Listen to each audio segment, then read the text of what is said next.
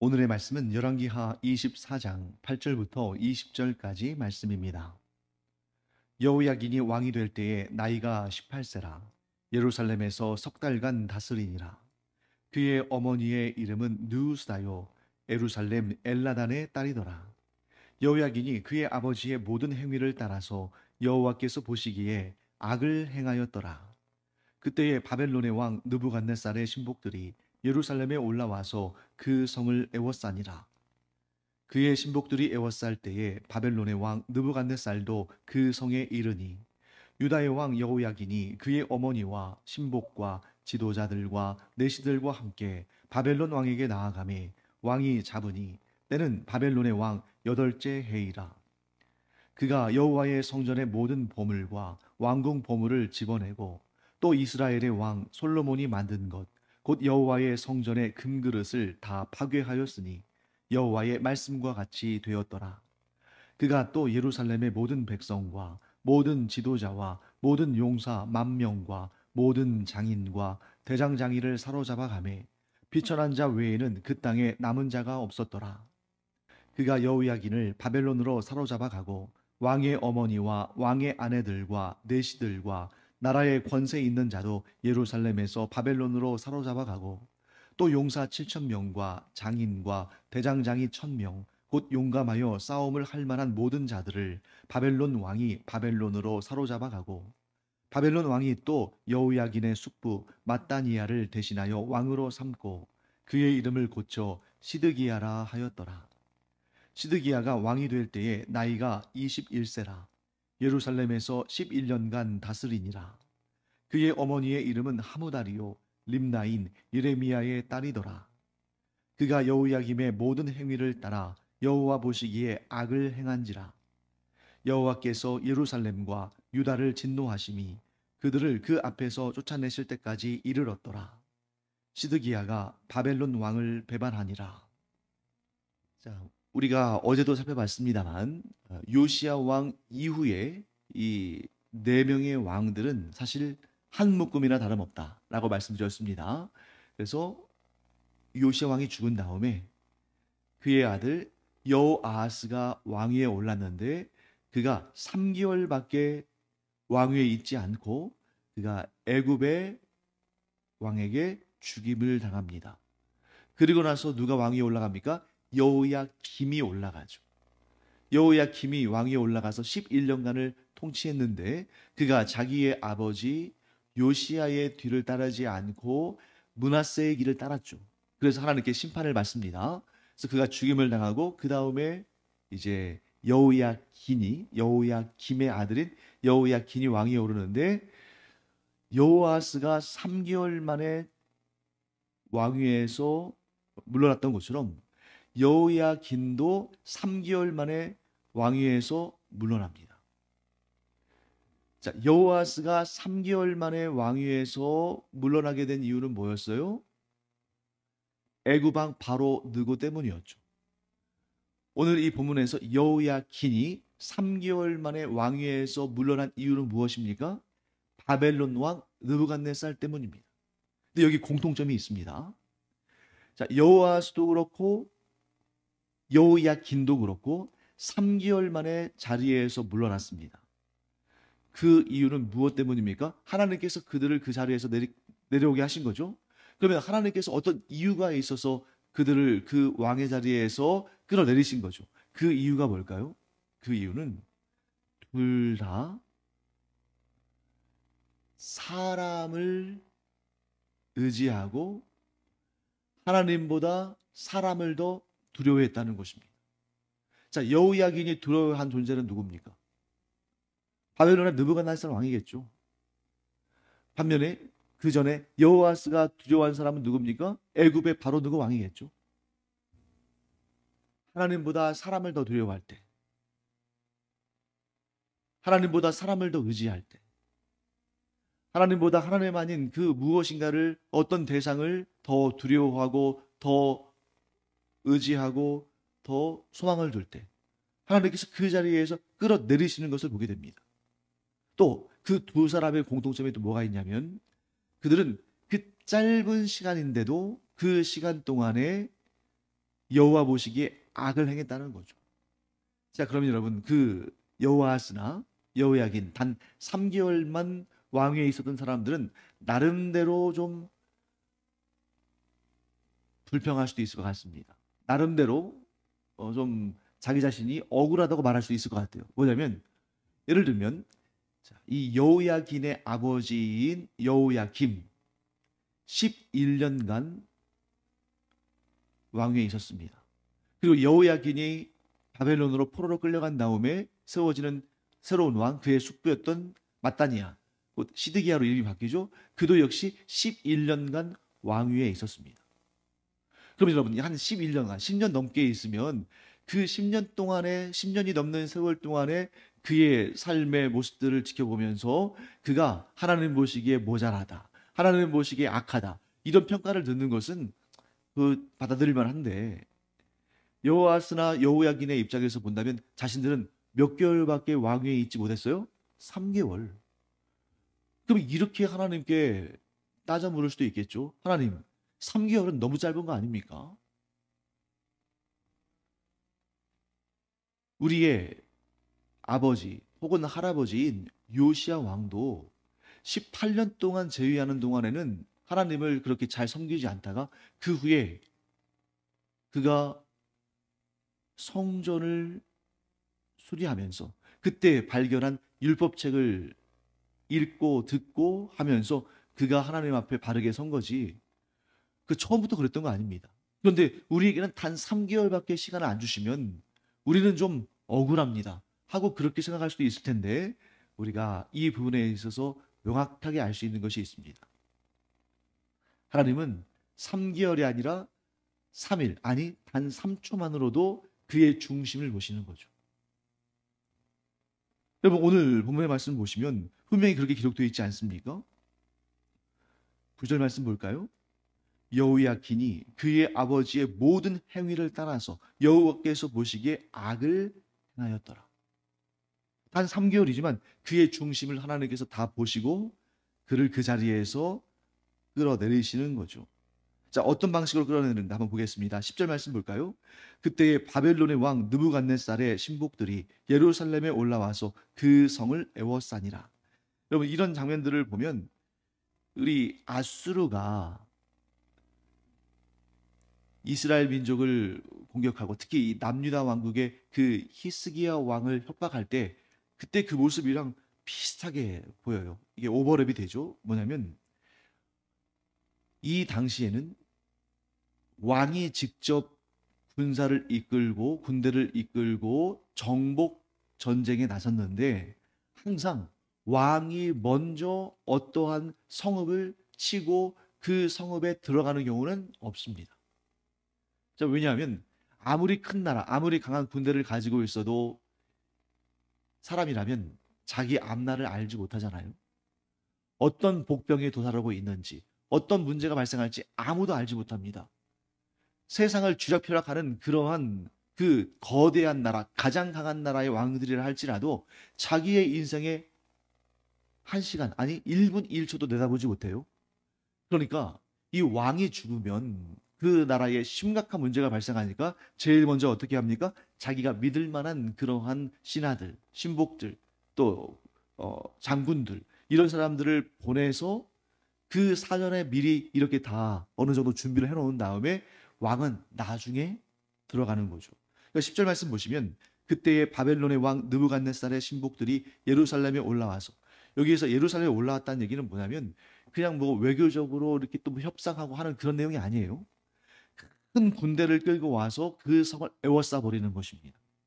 여러분 한번 그 장면을 상상해 보세요. 예루살렘이 견고한 성이긴 하지만 여기에 뭐 한 몇백 명, 몇천 명 들어갔겠습니까?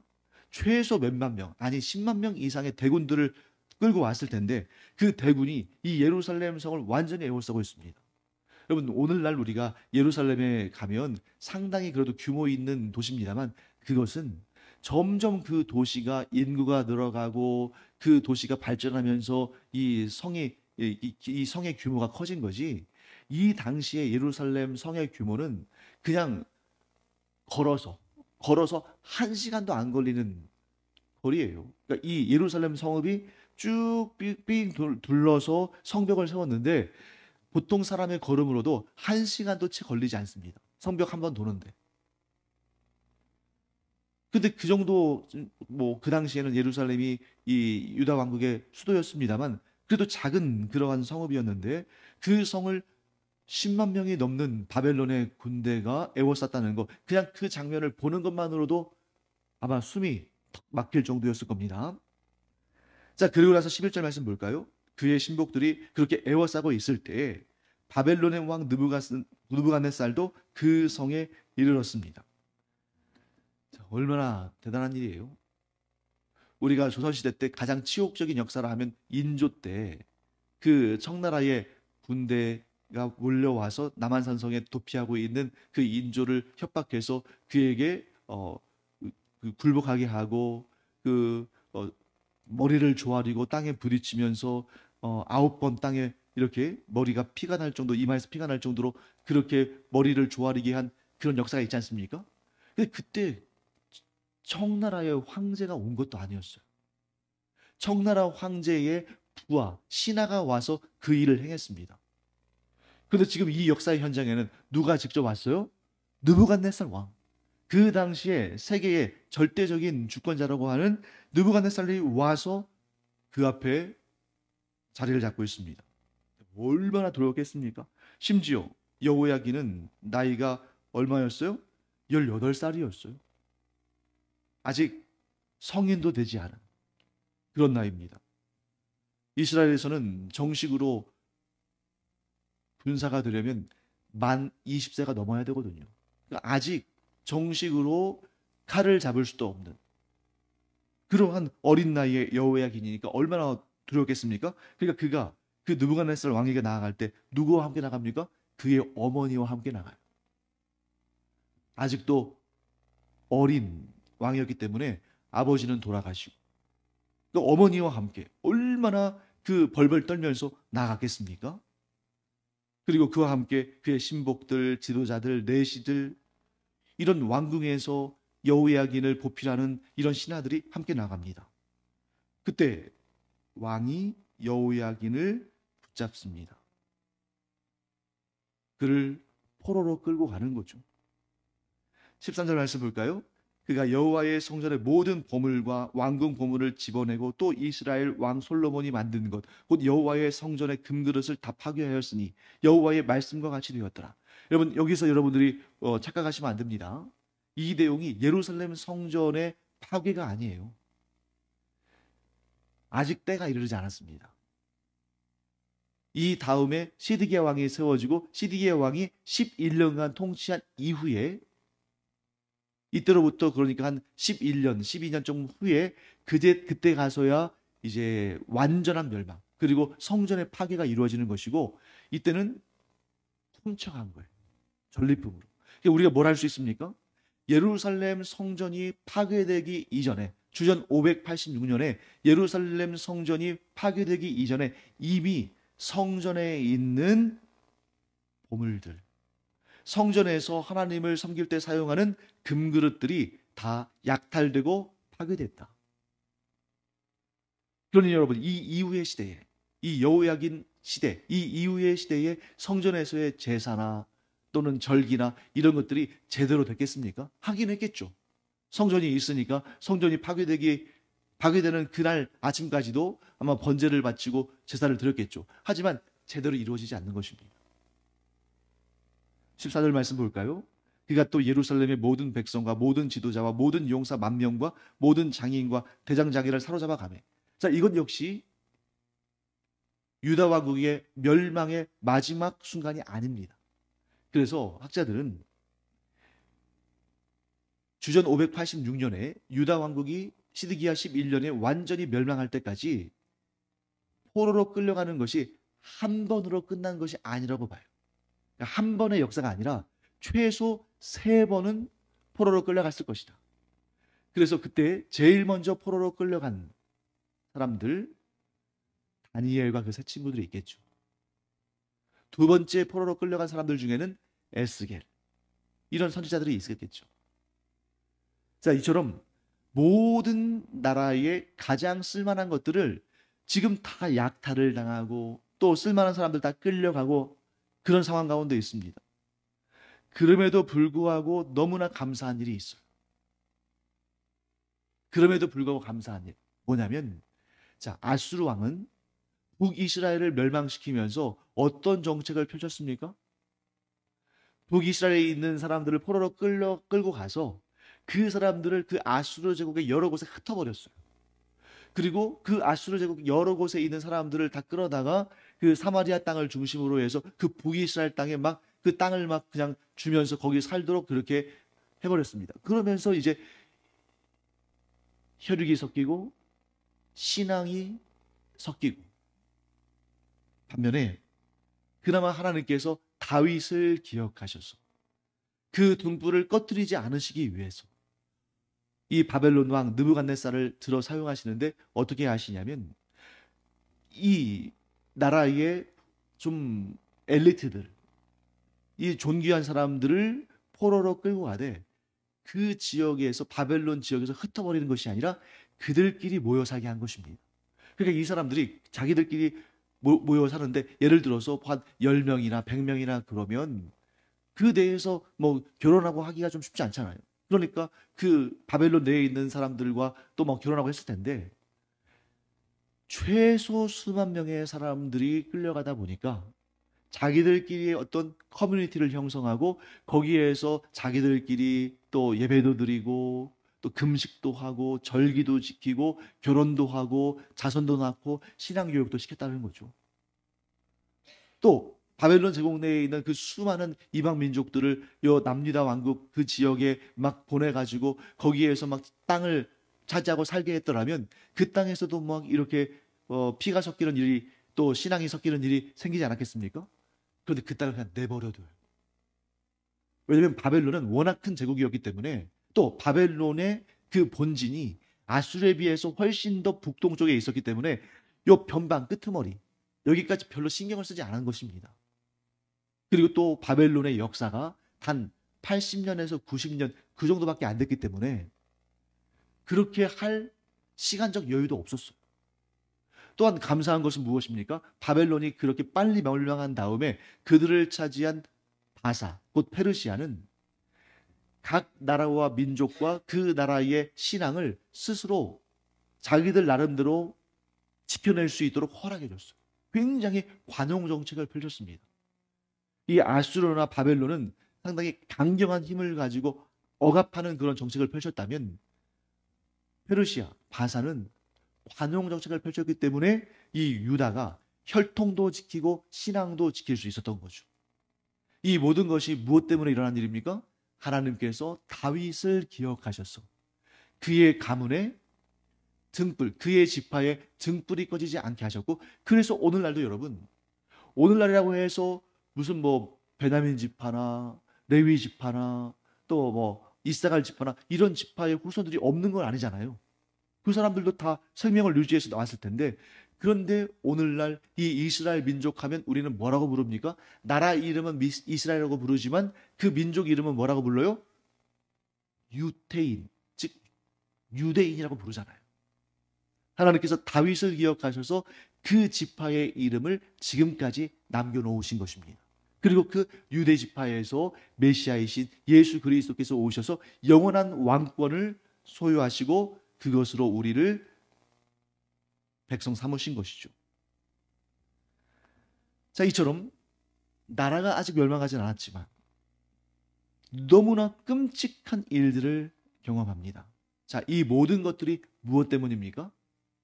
오늘 본문의 말씀에 그 답이 나오는데, 그 답은 바로 오늘 본문의 마지막 구절에 등장합니다. 자, 20절 말씀 우리 다시 한번 읽어보겠습니다. 여호와께서 예루살렘과 유다를 진노하심이 그들을 그 앞에서 쫓아내실 때까지 이르렀더라. 시드기야가 바벨론 왕을 배반하니라. 자, 여기에서 20절에서 딱 한 단어를 여러분들이 한번 선택해 보세요. 어떤 단어가 제일 눈에 들어옵니까? 배반이죠. 배반. 자, 이스라엘 백성들이, 특히 이 왕들이 하나님의 심판을 받고 하나님의 책망을 받은 이유는 뭐냐면 딱 한 단어입니다. 배반입니다. 여러분, 이 배반의 반대말은 뭐겠어요? 신실함이죠. 배반은 어떻습니까? 이랬다 저랬다 왔다 갔다 하는 거잖아요. 상대방의 뒤통수를 치고 다른 쪽으로 넘어가는 거잖아요. 하나님은 이스라엘 백성을 향해서 항상 신실하셨습니다. 시내산 언약을 맺으신 이후로, 아니 그 이전에 아브라함과 언약을 맺으신 이후로 하나님께서는 아브라함의 후손들, 이 언약 백성들에게 항상 신실하게 대하셨어요. 그런데 이 이스라엘 민족은 항상 하나님을 배반했습니다. 하나님을 섬기기로, 아니 더 정확히 말하면 하나님만 섬기고 우상을 섬기지 않기로 그렇게 그들이 하나님 앞에 서약하고 언약했음에도 불구하고 번번이 우상을 섬겨요. 뿐만 아닙니다. 우상만 섬기는 것이 아니라 또 사람도 섬겨요. 여호아스, 여호야김, 여호야긴, 시드기야, 전부 애굽 왕과 바벨론 왕 사이에서 왔다 갔다 간을 보다가 결국 어느 한쪽에 붙는데 그 붙는 쪽이 결국 썩은 동아줄이었습니다. 하나님께서 예레미야 선지자를 통해서, 자, 지금 여기 나오는 요시야 왕의 죽음 이후에 세워지는 네 명의 왕들, 여호아스, 여호야김, 여호야긴, 시드기야, 이 시대를 관통하는 하나님이 보내신 훌륭한 위대한 선지자 누굽니까? 예레미야. 이사야나 예레미야, 이러한 성경에 등장하는 유명한 선지자들의 공통점은 뭐냐면 그 유명한 선지자, 자, 이사야와 예레미야가 왜 유명하냐면 그 당시에는 유명하지 않았을 거예요. 그 당시에는 정말 미움을 많이 받고 정말 이 사람들이 그들만 없으면 좋겠다. 이사야가 없어야 된다. 예레미야가 사라져야 된다. 그렇게 얘기했지만 그들이 하나님의 가장 귀한 선지자들로 쓰임 받았습니다. 그걸 어떻게 할 수 있습니까? 그들이 기록한 예언의 말씀이 가장 분량이 많거든요. 이사야서 66장, 예레미야 52장. 그런데 그 분량이 어마어마하게 많습니다. 그런 분량들을 우리가 보면서 무엇을 느낄 수가 있습니까? 그들이 훌륭해서, 그들이 특별해서, 그들이 대단해서, 물론 그럴 수도 있겠습니다만 사실은 그거보다는 더 중요한 것이 있어요. 무엇입니까? 그 당대의 죄악이 너무너무 심각하니까 하나님께서 하실 말씀이 많은 겁니다. 특히 이사야 시대에는 어떤 왕이 있었어요? 히스기야 왕이 있었는데 그 히스기야 왕을 협박한 사람 누굽니까? 아수르의 사나립 왕.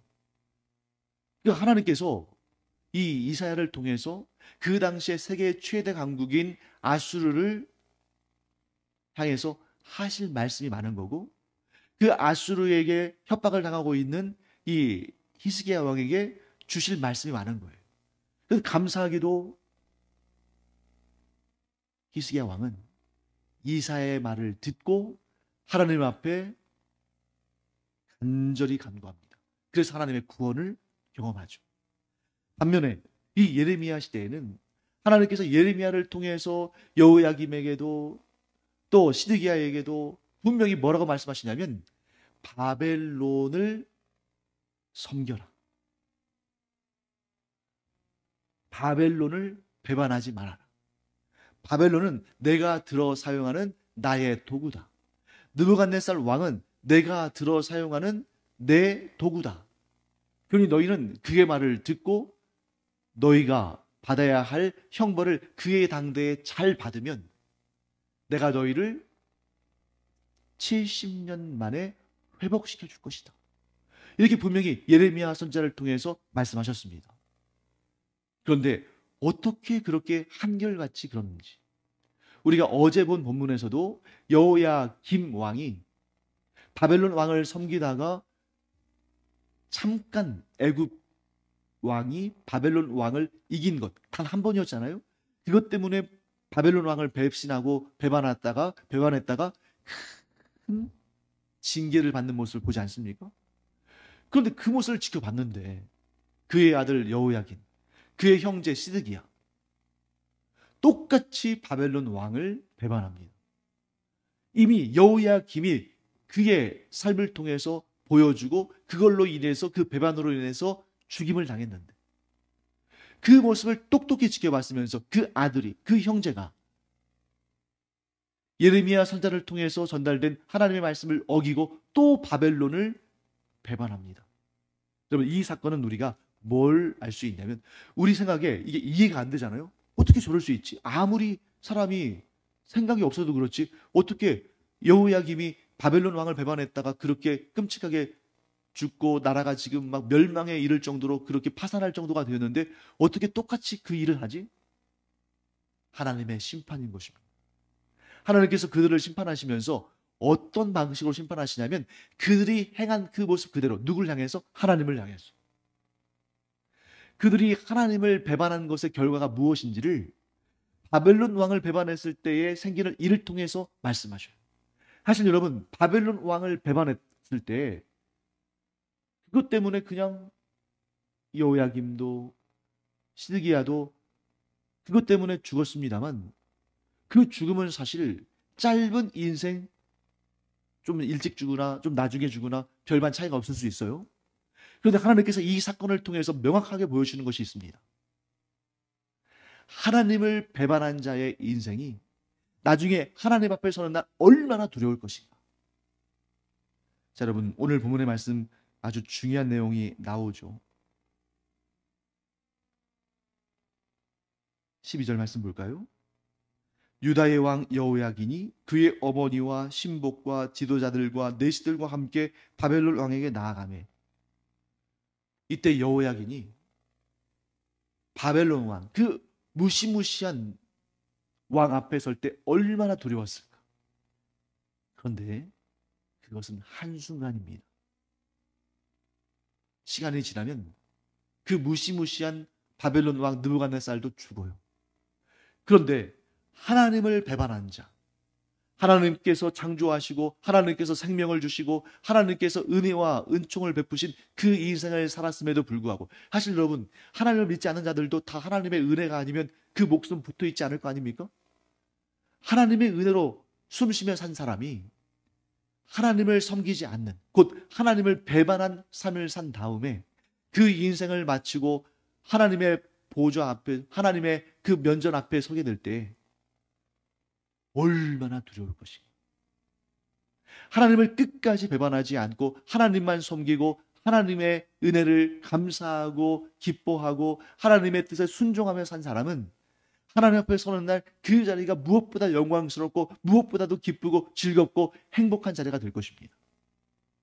그러나 하나님을 배반한 자, 곧 하나님이 아닌 다른 것을 섬기고 하나님을 떠나고 하나님을 심지어 조롱하고 비방하고 저주하고 하나님을 순종하지 않고 하나님의 말씀에 순종하지 않고 하나님을 떠나 산 사람은 즉 하나님을 배반한 자의 인생은 하나님 앞에 서는 날 얼마나 두려울 것인가.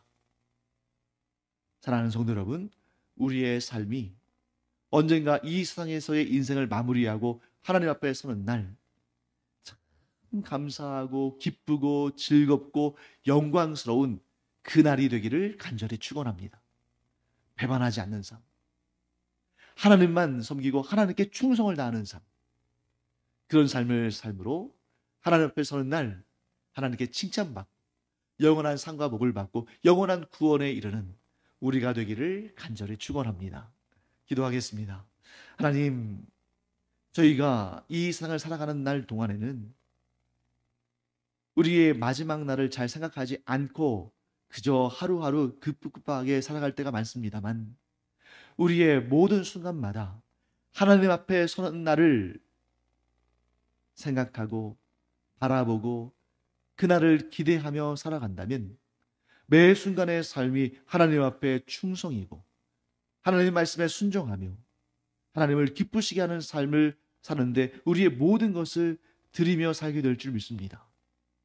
하나님을 배반하여 살다가 하나님 앞에 서는 날 그 무엇과도 비교할 수 없는 두려움과 고통과 절망을 느끼는 그런 삶을 사는 것이 아니라 평생토록 하나님께 충성하고 하나님 앞에 저희의 삶을 기쁨으로 내어드림으로 말미암아 하나님 앞에 서는 날 그 무엇보다 영광스럽고 기쁘고 즐거운 저희들의 삶이 되게 하여 주시옵소서.